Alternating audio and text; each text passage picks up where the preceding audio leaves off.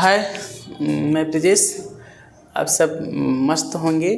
तो आज हम ना चर्चा करते हैं कि आहार नाल के बारे में।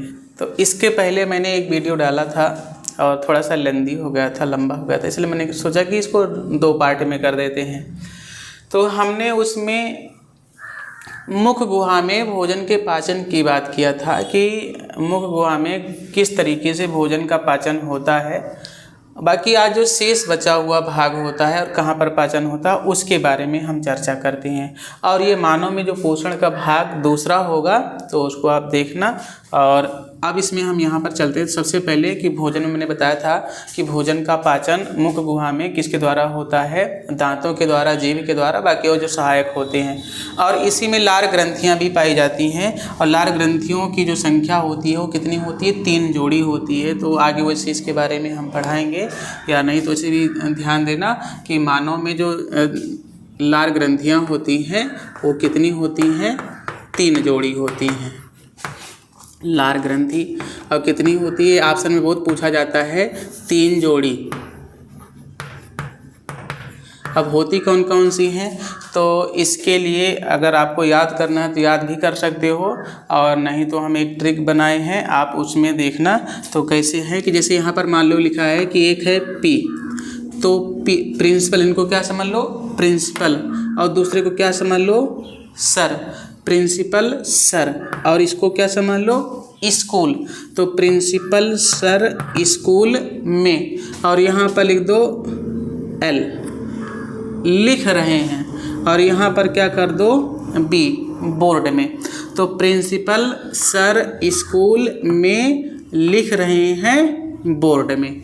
तो प्रिंसिपल से, तो इस वाले भाग से हम क्या समझ लें, इसको हम क्या कह दें, पैरोटिड। ये कौन हो गई, पैरोटिड ग्लैंड। ठीक, पैरोटिड ग्लैंड्स हो जाती है। दूसरा देखो यहाँ पर क्या लिखा है, एस एल। तो एस एल से इसको हम क्या बोल देते हैं, sublingual, sublingual gland, sublingual gland हो जाती है। और यहाँ पर क्या लिखा है, एस बी। तो एस बी से क्या हो जाता है, सब मैंडिबुलर ग्लैंड। तो ये 3 जोड़ी लार ग्रंथियाँ होती हैं, कौन कौन सी, पैरोटिड होती हैं, सबलिंगुअल होती हैं और सब मैंडिबुलर। तो देखो पैरोटिड से पी से क्या हो गया, पैरोटिड, एस एल से क्या हो गया कि सब लिंगुअल, एल से लिंगुअल हो गया। उसके बाद फिर क्या है, सब मैंडी, और बी से क्या हो गया, बुलर, और हैं क्या ये ग्रंथियाँ। तो 3 जोड़ी लार ग्रंथियाँ होती हैं जो क्या काम करती हैं, लार का श्रावण करती हैं। और एक दिन में लगभग हमारे मुख गुहा में 1 से 1.5 लीटर लार का श्रावण होता है, और जिसमें क्या पाए जाते हैं, एंजाइम होते हैं। कौन से एंजाइम होते हैं, टाइलिन नामक एंजाइम होते हैं, इसको एमाइलेज भी कहते हैं। तो ये कार्बोहाइड्रेट के पाचन में क्या होते हैं, सहायक होते हैं। तो ये इम्पोर्टेंट था, इसको सभी नोट कर लेना, ये बहुत इम्पोर्टेंट, शॉर्ट में आपको पूरा काम कर देगा। अब आज उसके बाद हम नेक्स्ट भागों में चलते हैं कि और कहाँ पर किस तरीके से भोजन का पाचन होता है।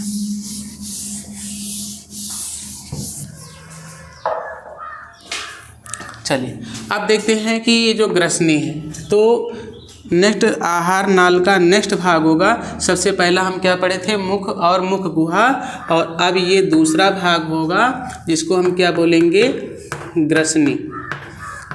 अब जो ग्रसनी होती है, फेरिंग्स, तो ग्रसनी वास्तव में कितने प्रकार की होती है, 3 प्रकार की होती है, जिसमें सबसे ऊपर की ओर होती है नासा ग्रसनी, फिर उसके बाद नीचे होती है मुख ग्रसनी, और जो नीचे होती है कंठ ग्रसनी। तो हमें किसकी ज़रूरत है, आहार से संबंधित है, तो हमें किसके बारे में पढ़ना है, मुख ग्रसनी के बारे में, जिसको बोलते हैं ओरोफेरिंग्स, ओरोफेरिंग्स, ओरोफेरिंग्स हो जाता है। तो ध्यान देना कि वास्तव में किस आकार के होते हैं, कीप के आकार की संरचना होती है। कीप के आकार की लगभग कितनी सेंटीमीटर होती है, ये होती है नियर अबाउट 12 से 13 सेंटीमीटर की संरचना होती है और इसमें भोजन का पाचन नहीं होता है। और ये आगे की ओर जब ये बढ़ जाती हैं तो नेक्स्ट जो भाग होता है, नेक्स्ट भाग को हम क्या कहते हैं, नेक्स्ट भाग है हमारा ग्रास नली, ग्रास नली आइसोफेगस। तो इस भाग में तो ये लगभग कितनी लंबी होती है, तो इसमें थोड़ा सा हम लिखेंगे कि ग्रास नली में कि यह लगभग 25 सेमी लंबी नलिका होती है जो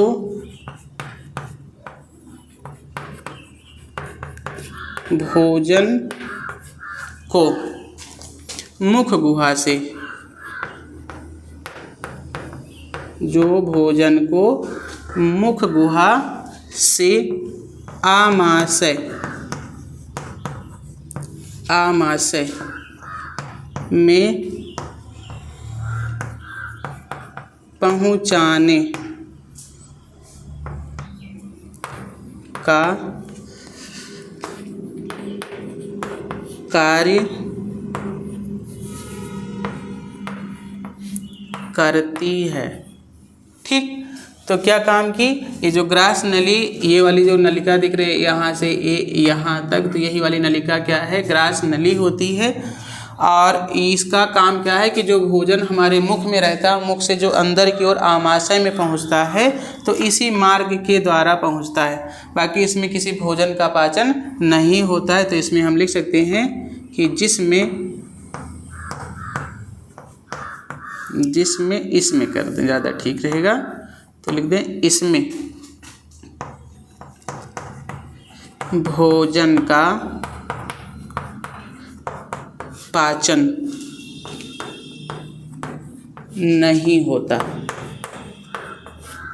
ठीक, अब हम इसको नोट कर लेते हैं। उसके बाद नेक्स्ट भागों पर चलते हैं, आमाशय पर।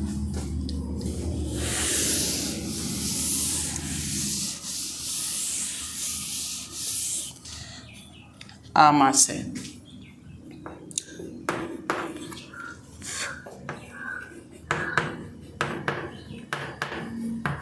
आमाशय तो आमाशय थोड़ा सा इम्पोर्टेंट है और क्वेश्चन में पूछा जाता है कि ये कैसे होते हैं। तो लगभग इसमें लिखेंगे कि यह लगभग 25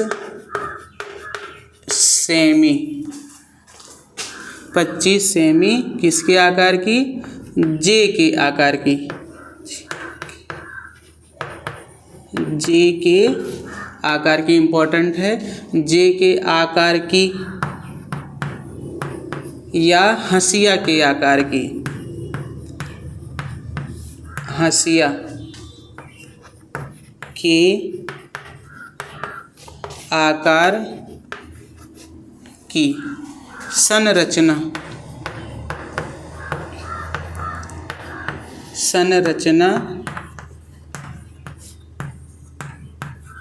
होती है और यह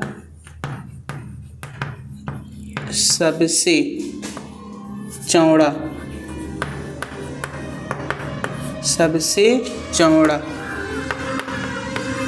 भाग है।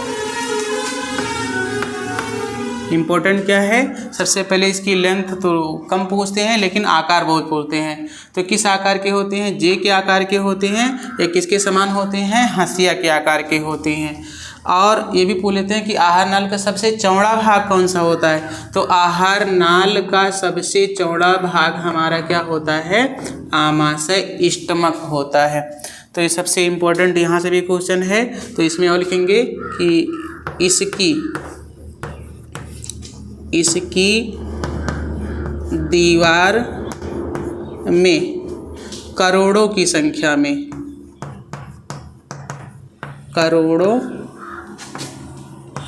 की संख्या में जठर ग्रंथि, बहुत इम्पोर्टेंट है, जठर ग्रंथि। क्वेश्चन में पूछ लेते हैं कि जठर ग्रंथियाँ कहाँ पर पाई जाती है, तो आपको बताना होगा कि जो आमाशय की क्या है, ये दीवार है, तो इसी दीवार में क्या पाई जाती हैं, ग्रंथियाँ पाई जाती हैं, जिसे हम क्या कहते हैं, जठर ग्रंथि। करोड़ों की संख्या में जठर ग्रंथि पाई जाती है, जिसमें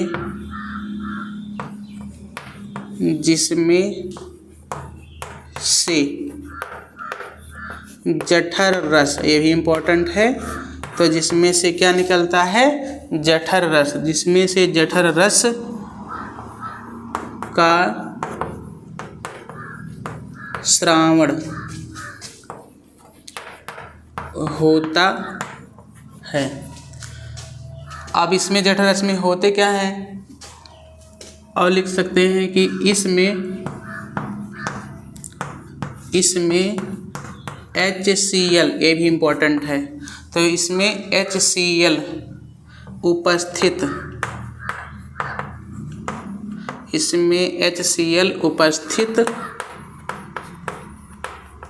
होता है। तो इसमें क्या पाए जाते हैं, HCl। इसका आप काम क्या है, तो इसमें लिखेंगे कि जो भोजन को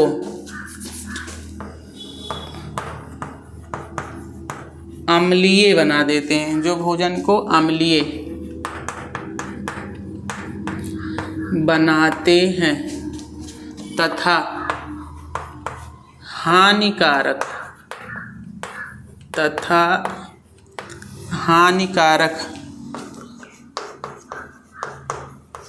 जीवाणु को नष्ट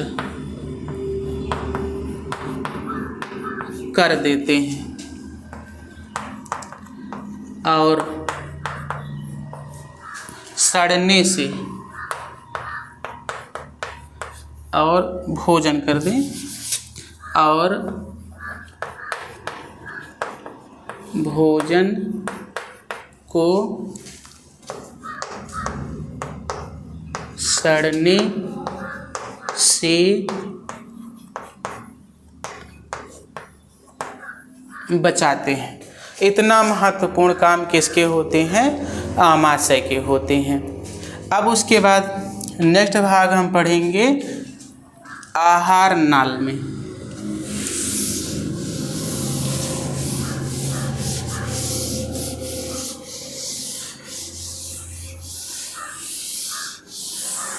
अब नेक्स्ट भाग होगा आहार नाल में छोटी आंत का, ये 5वां भाग होगा, छोटी आंत।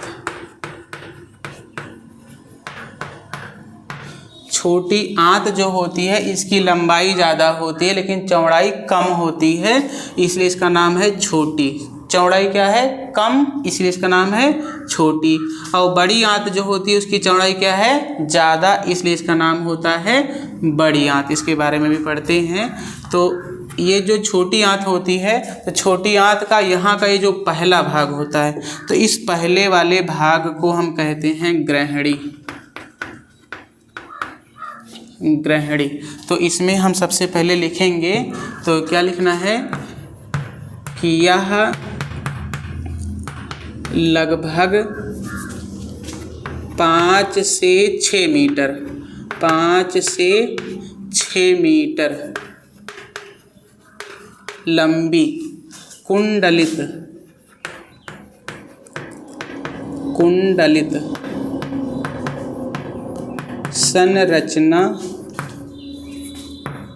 संरचना होती है। ठीक, इसके 3 भाग होते हैं, संरचना होती है या इसके 3 भाग होते हैं। ग्रहणी, अब क्वेश्चन यहाँ से पूछा जाता है कि आहार नाल का वह कौन सा अंग होता है, कौन सा भाग है जो सी के आकार का होता है। तो छोटी आंत का जो पहला भाग ग्रहणी होता है वही किसके आकार का होता है, सी के आकार का होता है। तो ये इम्पॉर्टेंट है, ध्यान देना है। तो ये सी के आकार का हो जाता है। दूसरा भाग होता है मध्यांत्र, और तीसरा होता है शेषांत्र। तो कितने भाग हो गए, 3 भाग होते हैं। दूसरा और क्या पाई जाती है, और क्या इम्पोर्टेंस होता है, तो इसकी आगे इसी में लिखेंगे कि इसकी दीवार में अंगुली के समान, बहुत इम्पोर्टेंट लाइन है ये, अंगुली के समान संरचना पाई जाती है, जिसे रसांकुर, बहुत इम्पोर्टेंट है, जिसे रसांकुर कहते हैं, जिसे रसांकुर कहते हैं। तो देखो ये जो ये वाले भाग हैं, तो इसी में अंगुली के समान क्या पाई जाती है, रचना, और इसी रचना को क्या कहा जाता है, रसांकुर। ये भी खूब इम्पोर्टेंट क्वेश्चन बनता है। तो इसी के द्वारा भोजन का क्या होता है, भोजन में उपस्थित जो पोषक तत्व होते हैं उसका अवशोषण होता है। तो सबसे ज़्यादा भोजन का पाचन कहाँ पर होता है, भोजन का पाचन हमारी छोटी आंत में ही होता है। तो यहाँ पर लिखना चाहते हैं तो लिख सकते हैं। तो इम्पोर्टेंट तो बहुत होता है, तो इसलिए लिख लेंगे इसमें कि भोजन का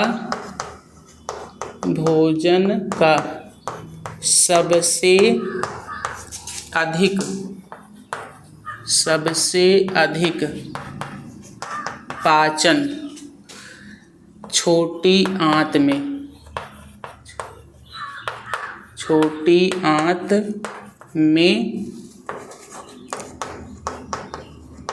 होता है। तो ये इम्पोर्टेंट है, इसको नोट कर लेंगे। अब हम चलेंगे नेक्स्ट भाग, जिसको हम पढ़ेंगे बड़ी आंत।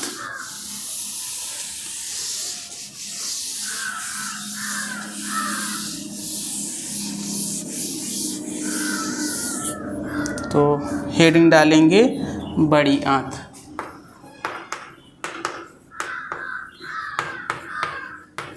बड़ी आंत, तो इसमें हमें क्या लिखना है बड़ी आंत में, कि यह लगभग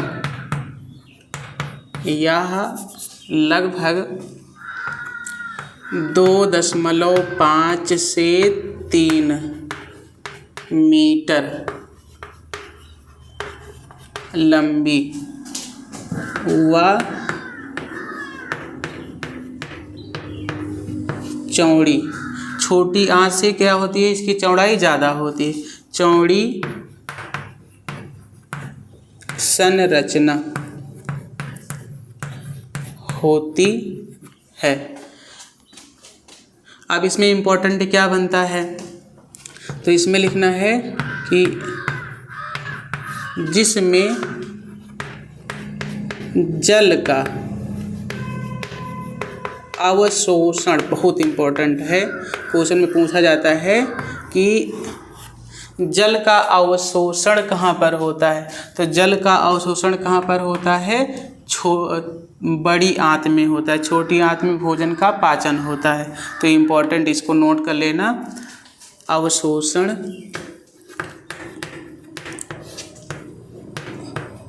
होता है। अब इसके कितने भाग होते हैं, इसके भी कितने भाग हैं, 3 भाग होते हैं, जिसके या इसके 3 भाग।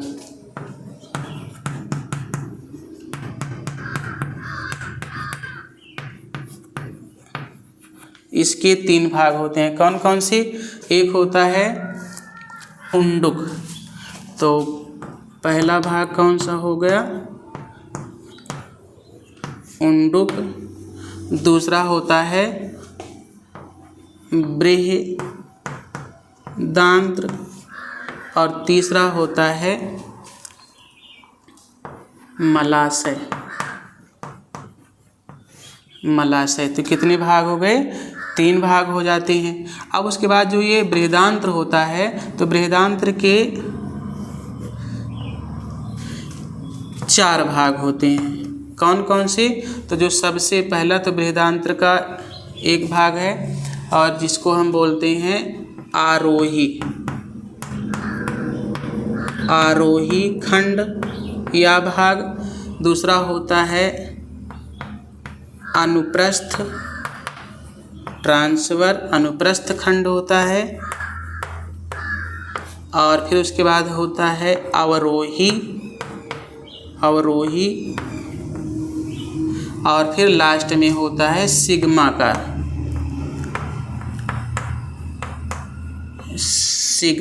खंड।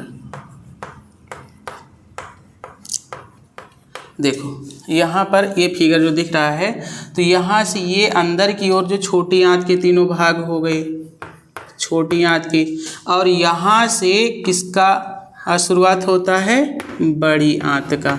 तो बड़ी आंत के अब एक इम्पॉर्टेंट ध्यान देना है कि जो छोटी आंत और बड़ी आंत के जंक्शन पर ये हो गया छोटी आंत का लास्ट भाग, ये है बड़ी आंत का पहला भाग। तो यहाँ पर एक छोटी सी एक बंद नलिका होती है और उस नलिका को हम कहते हैं कृमि रूप परिशेषिका या वर्मीफॉर्म अपेंडिक्स। अब ध्यान देना है कि मानव में अवशेषी हो चुका है तो इसलिए इसको हम अवशेषी अंग के नाम से भी जानते हैं। पहले इसका काम क्या था कि इसमें भोजन के स्टार्च का पाचन होता था, लेकिन अब भोजन के स्टार्च का पाचन नहीं होता है। हम सब भोजन को पका करके खाना शुरू कर दिए हैं तो अब इसकी ज़रूरत नहीं है, तो इसलिए अवशेषी हो जाता है। कभी कभी इसमें क्रीम के कारण इन्फेक्शन हो जाता है, जैसे स्कैरियासिस हो जाता है, तो यहाँ पर पहुँच जाते हैं तो इसमें स्वेलिंग से हो जाती है, इन्फेक्शन हो जाता है और जिसके कारण एक रोग हो जाता है जिसको बोलते हैं उंडुक शोथ कहते हैं, अपेंडियास्टिक्स बोलते हैं। तो असहाय पीड़ा होनी शुरू हो जाती है और डॉक्टर क्या करते हैं, इसको काट करके निकाल देते हैं। तो वो अवशेषी के रूप में। अब उसके बाद बड़ी आंत में जो कितने भाग हुए?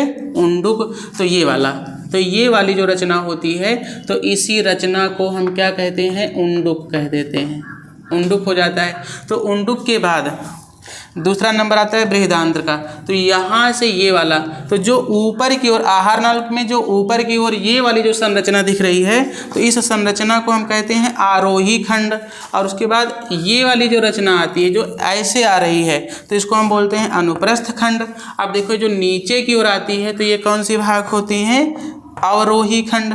और यहाँ पर ये वाली जो रचना होती है तो इसी रचना को हम क्या कहते हैं? सिग्माकार खंड। तो इसके कितने भाग हो गए? 4 भाग। अब उसके बाद किसका नंबर है? मलाशय का। तो ये जो मलाशय होता है तो यहाँ पर जो हम सब भोजन का पाचन करते हैं जब पूरी तरीके से पच जाता है, पोषक तत्वों का अवशोषण हो जाता है और फिर उसके बाद कुछ जो वेस्ट बनते हैं जिसको फीकस मल पदार्थ कहते हैं वो होता है वेस्ट। तो वो धीरे धीरे कहाँ पर चला आता है? बड़ी आंत में। और बड़ी आंत में जल के अवशोषण के साथ साथ जो वेस्ट होते हैं वो यहाँ से ऐसे ऐसे आ करके कुछ समय के लिए मलाशय में इकट्ठे हो जाते हैं और फिर उसके बाद धीरे धीरे क्या होते हैं? ये हमारी नित्य क्रिया के द्वारा वो गुदा द्वार से शरीर के बाहर हो जाते हैं। अब ये बड़ी आंत हो गया।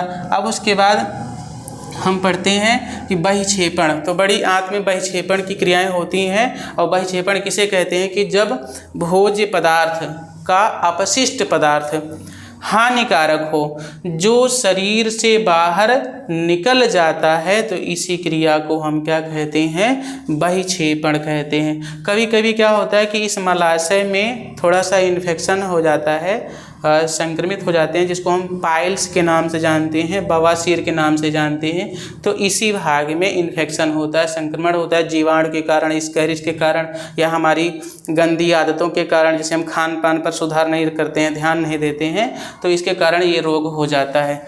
तो ये वाला जो पूरा चैप्टर था वो किस पर था? मानव में पोषण के ऊपर। तो मानव में पोषण का आज ये टॉपिक पूरा समाप्त हो चुका है। अब उसके बाद इसमें एक और वीडियो बनाएंगे कि मानव में जो पाचन ग्रंथियों के बारे में। तो पाचन ग्रंथियाँ कौन कौन सी हैं, जैसे देखो यहाँ पर है ये वाले जो भाग, इसको हम लीवर बोलते हैं। लीवर का क्या काम होते हैं, बहुत ढेर सारा इंपॉर्टेंट काम होता है। दूसरा उसके बाद हम अग्न्याशय को पढ़ेंगे, फिर इसमें जो जठर ग्रंथियों में, उसके बाद छोटी आंत में कुछ जो अनेक प्रकार की ग्रंथियां होती हैं जो अनेक प्रकार के पदार्थों का श्रावण करती हैं, तो इसके बारे में हम चर्चा करेंगे। तो इसके लिए हम नेक्स्ट वीडियो बनाएंगे, तब तक आप इसको देखें और एक दूसरे को ज़रूर बताएं।